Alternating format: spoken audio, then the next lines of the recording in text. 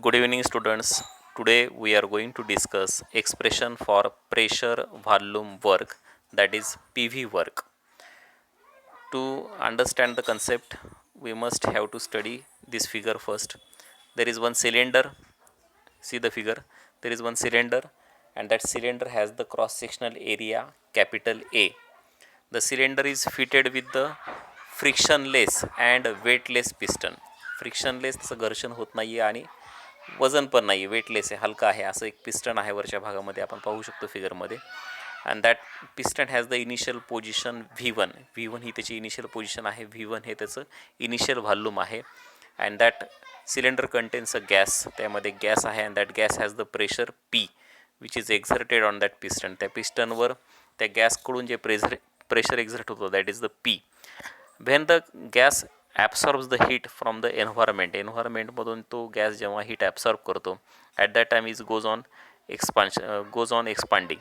आपल्याला माहिती आहे की जेव्हा गॅस हीट ॲब्सॉर्ब करतो at that time it will get expand, आणि त्या एक्सपान्शनमुळं the pressure of the gas will increase, आणि त्या प्रेशरमुळं ते जे पिस्टन आहे त्या पिस्टनची पोझिशन बदलेल फ्रॉम V1 टू V2. वरच्या भागामध्ये ते ढकललं जाईल.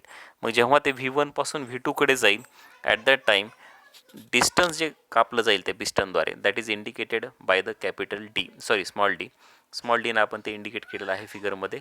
And the position after the movement of the piston toward the upward direction is V2. What is V2? V2 is the final volume of the gas. What is V1? V1 is the initial volume of the gas.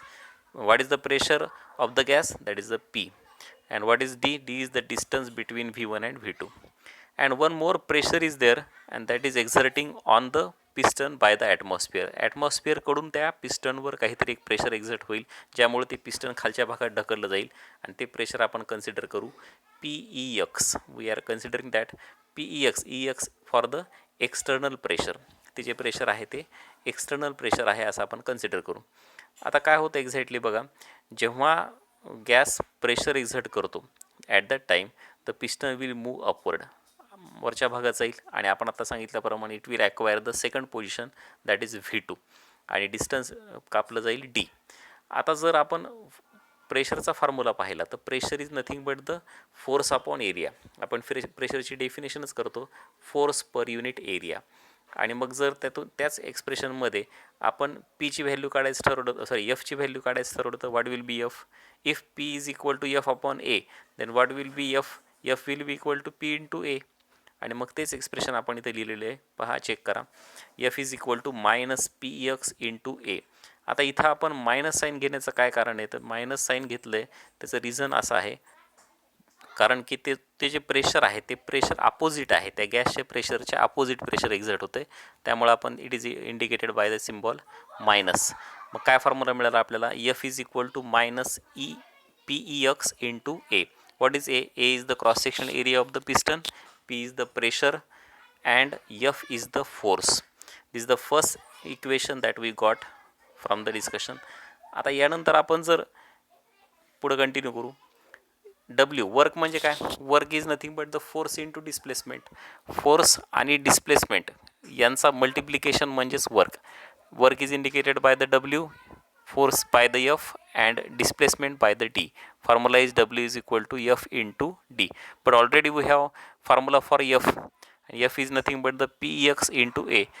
Putting this value in equation, we get W is equal to PEX into A into D. म्हणजे आपण F ची value W is equal to F into D ह्या इक्वेशनमध्ये F ची value PEX into ए ही या ठिकाणी ठेवली. त्यामुळे आपल्याला नवीन फॉर्म्युला काय मिळाला? W is equal to, the equation we got is W is equal to minus PEX into A into D. A is the cross sectional area, D is the displacement, PEX is the external pressure, and W is the work done. आता यामध्ये ए into D हा जो part आहे तो जर आपण फिगरमध्ये पाहिला, A into D means what? A means distance between the V1 and V2. V1 V2 मधलं जे डिस्टन्स आहे ते D आहे, आणि जो एरिया आहे, एरिया ऑफ क्रॉस सेक्शन, हा एरिया पूर्ण इथून इथपर्यंतचा area, this is the cross sectional area which is indicated by the capital A. मग आता पहा, V2 जे आहे पूर्ण डिस्टन्स, V2 म्हणजे हे पूर्ण इथून इथपर्यंतचं V2, त्यामधून जर V1 वजा केलं तर आपल्याला नक्कीच कोणता पार्ट मिळेल, हा मधला भाग मिळेल. This region will be the difference between these two, V2 and V1, and we can have the formula V2 minus V1. V2 मधून जर V1 वजा केला, हा पूर्ण मधून जर हा पार्ट वजा केला तर आपल्याला हा मधला भाग मिळेल.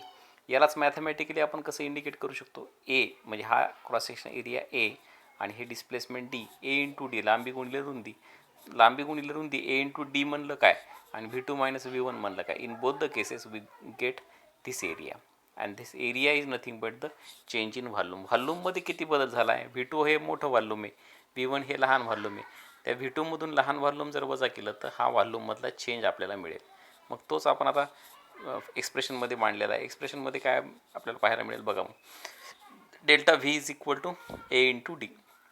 Delta V is change in volume, A is area of cross section, D is the displacement. आता combining equation about two equations, दोन्ही इक्वेशन जर आपण कंबाईन केले तर काय मिळेल बघा. डब्ल्यू आपण लिहिलं, इथं डब्ल्यू आहे, त्या डब्ल्यू प्रमाणे आपण डब्ल्यू इथं लिहिलं, दिस डब्ल्यू इथं पण लिहिलं.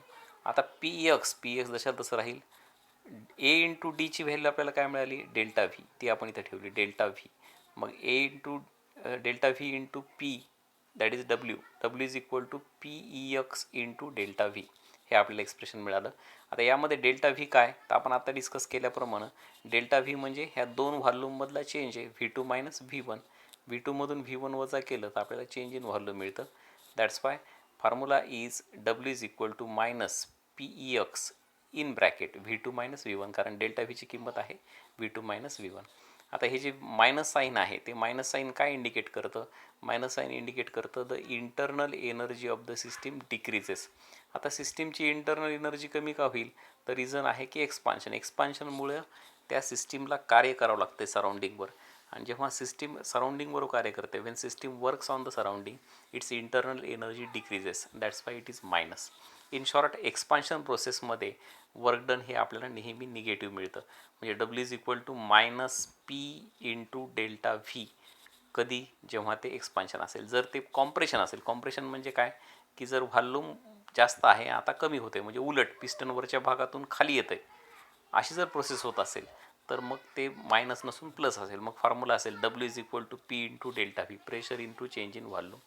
मग हे पॉझिटिव्ह आणि निगेटिव्ह कन्व्हेन्शन्स लक्षात आले का आपल्याला. पॉझिटिव्ह कधी, जेव्हा कॉम्प्रेशन असेल, म्हणजेच ते पिस्टन जे आहे ते वरून खाली येईल. आणि निगेटिव्ह कधी, जेव्हा पिस्टन वर जाईल, म्हणजे एक्सपान्शन होईल. In the expansion work done is always negative, in the compression work done is positive. So this is the explanation about the work done in the pressure volume type of work. हे understood, लक्षात आलं का सगळ्यांना, point समजलाय का, याचा एक snapshot तुम्हाला मी लगेच टाकतो.